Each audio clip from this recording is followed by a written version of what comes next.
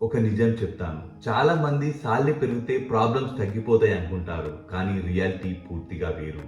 Promotion వస్తుంది, salary పెరుగుతుంది. అదే రోజు లైఫ్ స్టైల్ కూడా ప్రమోషన్ తీసుకుంటుంది.